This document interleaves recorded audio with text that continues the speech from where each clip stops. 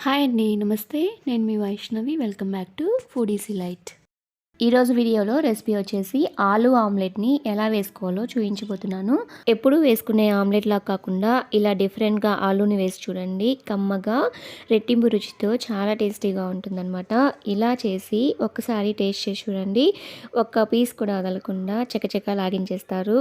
అంతేకాకుండా ఈ ఆమ్లెట్ అనేది పప్పులో కానీ, లేదంటే సాంబార్ కానీ, అలానే రసంలోకి కూడా సైడ్ డిష్‌గా చాలా బావుంటుంది. మరి ఆలస్యం చేయకుండా ఈ ఆలూ ఆమ్లెట్‌ని ఎలా చేసుకోవాలో చూసేద్దాం. ఫస్ట్ స్టవ్ పైన కడాయిని పెట్టుకొని, అందులో 1.5 టేబుల్ స్పూన్ ఆయిల్‌ని వేసుకొని హీట్ చేసుకోండి.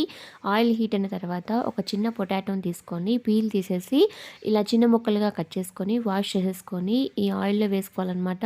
వేసుకున్న వెంటనే ఒకసారి గరిటె తీసుకొని కలతిప్పుకొని 2 నిమిషాలు వేయించుకోండి. 2 నిమిషాల తర్వాత ఇందులో ఒక 2 చిన్న ఆనియన్స్‌ని ఇలా చిన్న ముక్కలుగా కట్ చేసుకొని ఇందులో వేసేసుకోవాలన్నమాట. ఆనియన్స్ వేసుకున్న వెంటనే మళ్ళీ ఒకసారి గరిటెతో కలితిప్పుకొని ఇందులో 1 టీ స్పూన్ కారం, కొద్దిగా సాల్ట్‌ని స్ప్రింకిల్ చేసేసుకొని మరో 2 నిమిషాలు మీడియం ఫ్లేమ్‌లోనే పెట్టుకొని ఈ ఆలు, ఆనియన్ ఫ్రై అయ్యే వరకు 2 నిమిషాలు ఫ్రై చేసుకోవాలన్నమాట. ఇవి ఫ్రై అయిన తర్వాత ఇప్పుడు స్టవ్ ఆఫ్ చేసేసుకొని వీటిని తీసి ఒక గిన్నెలో వేసేసుకొని చల్లారనివ్వండి. తర్వాత ఒక బౌల్ తీసుకొని అందులో 3 ఎగ్స్‌ని పగలగొట్టుకొని వేసుకోండి. గుడ్లని వేసుకున్న తర్వాత ఇప్పుడు ఒక ఫోర్క్ కానీ లేదంటే ఒక విస్కర్ కానీ తీసుకొని ఈ ఎగ్స్‌ని బాగా బీట్ చేసుకోవాలన్నమాట. ఈ 3 ఎగ్స్ బాగా కలిసిపోవాలి. అలా బీట్ చేసుకున్న తర్వాత ఇప్పుడు ఇందులోకి ఒక హాఫ్ టీ స్పూన్ కారం, పావు టీ స్పూన్ పసుపు, ఒక పచ్చిమిర్చిని సన్నగా కట్ చేసుకొని వేసుకోండి. పచ్చిమిర్చి వేసుకున్న తర్వాత ఇందులోకి 2 టేబుల్ స్పూన్ల కొత్తిమీరని సన్నగా తరుక్కొని వేసుకోండి. ఇప్పుడు రుచికి తగినట్లుగా సాల్ట్‌ని కూడా వేసేసుకొని మళ్ళీ ఫోర్క్‌తో బాగా మిక్స్ చేసేసుకోవాలన్నమాట. ఇవన్నీ బాగా కలిసిపోవాలి. అలా మిక్స్ చేసుకున్న తర్వాత ఫ్రై చేసి పెట్టుకున్న ఆలూని, ఆనియన్స్‌ని వేసేసుకొని మళ్ళీ ఒకసారి ఫోర్క్ తీసుకొని ఇవన్నీ కలిసేదాకా బాగా మిక్స్ చేసేసుకోవాలన్నమాట.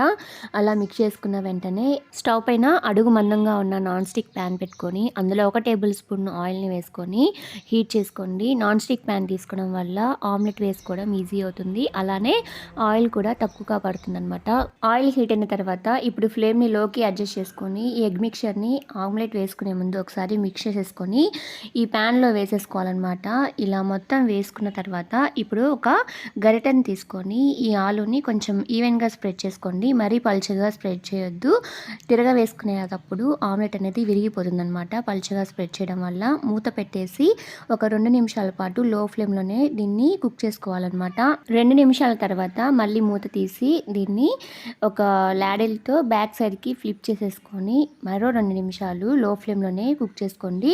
2 నిమిషాల తర్వాత మళ్ళీ మూత తీసి ఒకసారి చెక్ చేసుకోండి. ఇది పూర్తిగా కుక్ అయిందో లేదో.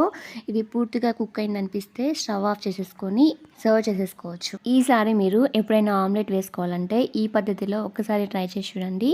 ఇందులో ఆలు ఇంకా ఎగ్‌ని యూజ్ చేసాం కాబట్టి టేస్ట్ అనేది డబుల్ అవుతుందన్నమాట. ఈరోజు వీడియోలో రెసిపీ మీకు నచ్చినట్లయితే తప్పకుండా ఒక లైక్ చేయండి. మీ ఫ్రెండ్స్‌కి, రిలేటివ్స్‌కి, తెలిసిన వాళ్ళందరికీ ఈ వీడియోని షేర్ చేయండి.